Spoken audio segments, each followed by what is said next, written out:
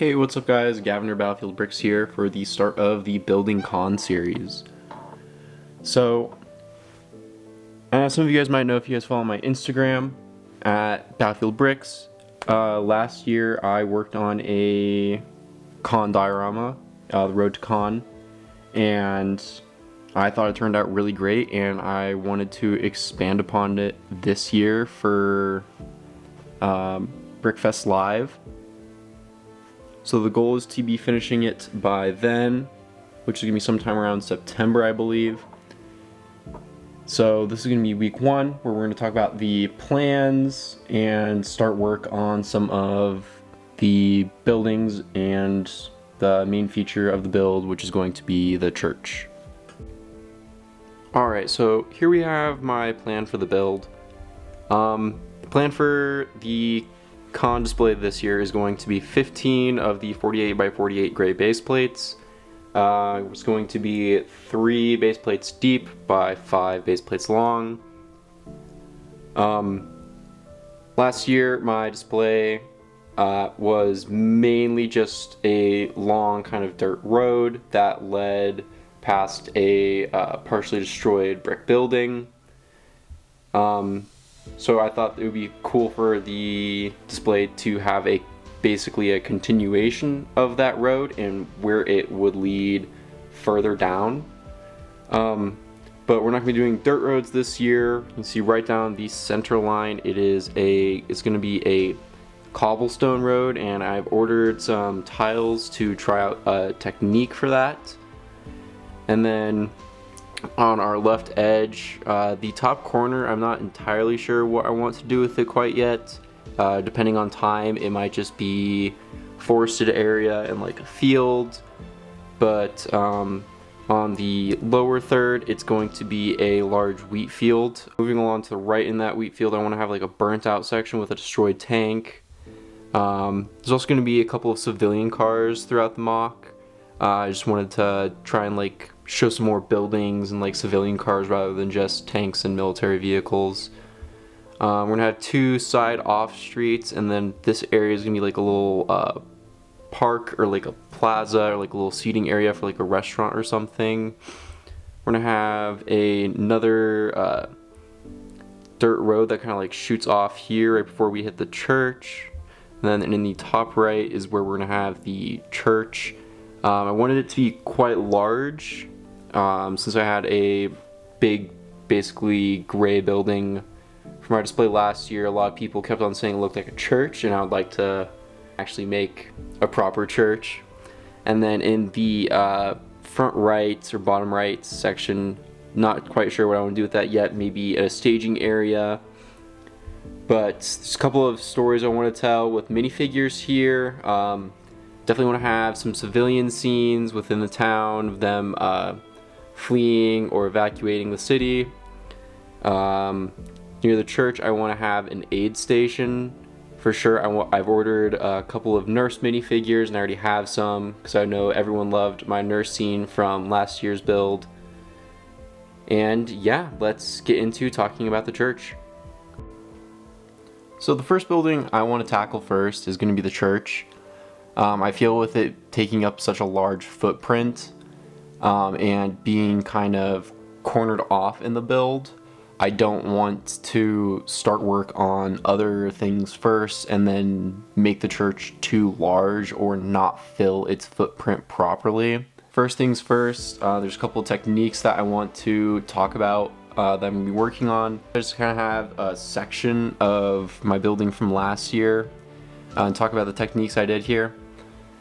So a lot of this is just these 1x2 profile bricks. I think there were 500 in the building, and a lot of these headlight bricks, they are turned on their side and they perfectly stack up to 2 plates tall. So I just put studs or individual plates next to them to make them a 1x1 brick essentially. Have some plates and studs mixed in different colors. I liked using the old light gray color. I felt it added a different kind of texture to the wall that you can't really get with the modern color palette. yeah, that was kind of essentially it for the wall. I think they're going to be replicating it again this year, like this, but maybe toned down a little bit on the kind of rougher stonework with these exposed studs and different colors. For this, I already ordered another 1,000 of these bricks. That's gonna be great. We love that. And then for the windows of the church, I wanted to do something with some kind of cross iconography in my windows and also stained glass. So, found this really great stained glass window technique by, I believe, Bevan's Bricks. You just get 8 of these cheese slopes and you put them in a rotating pattern twice within a 1x2x3 window piece, and I did these in black, and I just created a basic frame around it. These headlight bricks I'm thinking might do either light gray or dark bluish gray tiles here, something to kind of frame this, but I also want to get that color represented up here as well, which I'm trying to work around using these arches because I also want this kind of pointed piece, since this is going to be in France, and I kind of saw a lot of this kind of arch style window in the churches. On the backside, it's pretty bare bones, not too much here, but yeah, that's kind of it. I will get back to you guys when I have the foundation of the church worked out. As soon as I went to go work on the church, I realized I still need to part out my building from last year. Lovely. It's a good time lapse.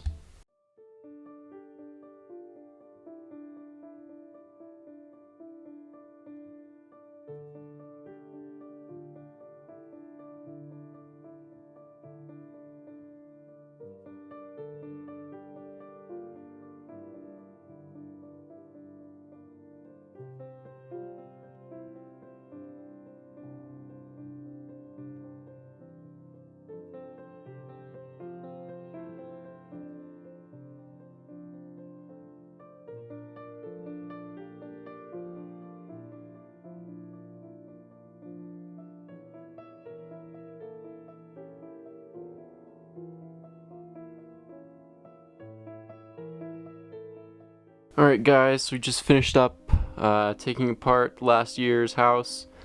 All that's left is some few extra pieces on my table here, base, and then I really like this bookshelf that I made. So I think I'm going to keep it, maybe throw it into another destroyed building.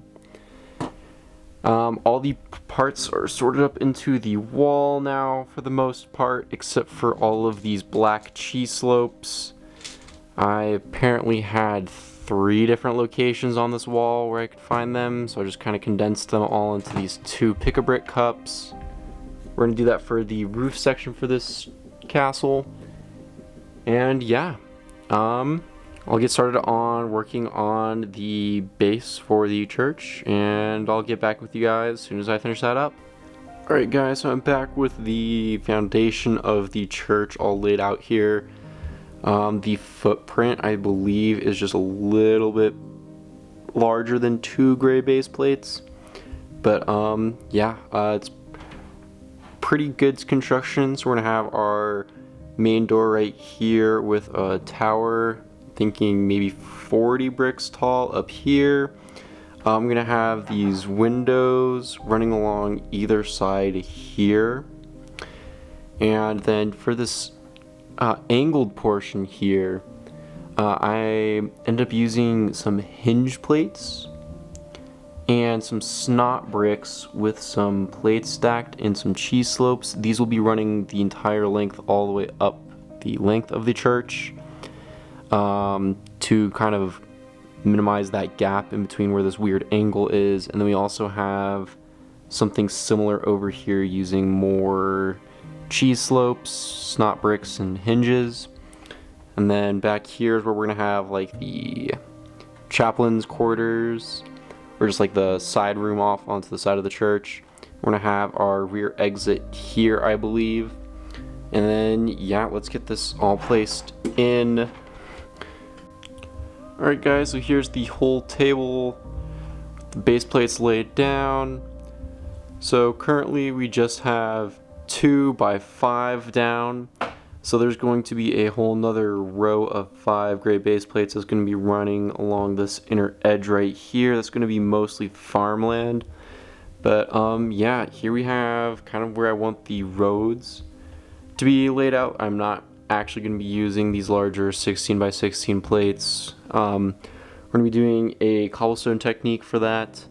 But yeah, so here's kind of the whole footprint of where the church is going to be taking up. And then we've also got some other buildings over here. But for the main road, it's going to be running down the length here. And there's going to be 2 offshoot roads.